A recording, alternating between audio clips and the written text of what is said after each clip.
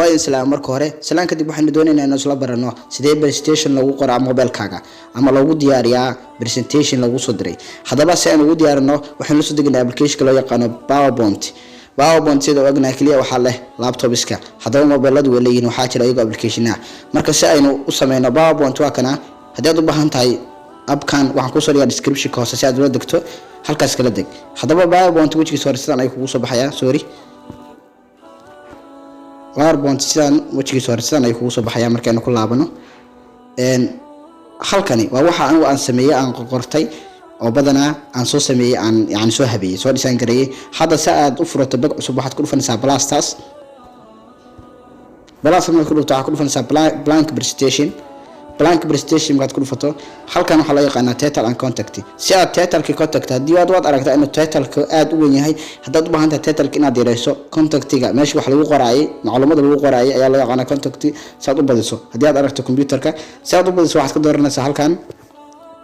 geeska kadib markaad doorato waad bedelaysaa hadaba aragtaa inuu title-ka yahay contact-gina weyn yahay hadaba halkan waxaad ku qoraysaa ciwaanka su'aal ahaan waxaad leedahay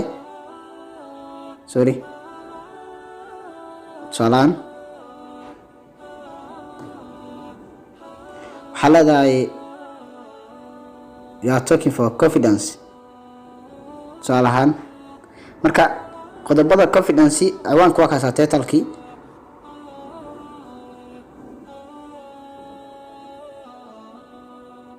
kadib waxaynu ka dooranaynaa qaybtan dhexe ee loo yaqaano content marka doorato waad qodobaynaysaa casharka waa ka hadda waxa loo yaqaan BD bold guide oo farta ka dhigisay mid aad u waaweyn dad la arkayso watana sidoo kale xariiqii diilmaha lahayd sidoo kale farta kalarkeeda sidoo kale farta position-ka aad dhigi lahayd sida uu leeyahay laptop-ka oo kale waxaan rajeynayaa inay isku dhibi doonaan qaab qoraalka lagu qori lahaa PowerPoint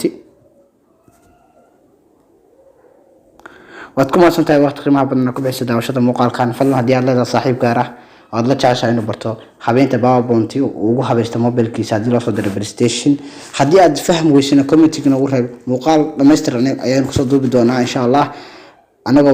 anagoo sameynayna qoraalkii anagoo presentation diyaarinayna insha Allah si guud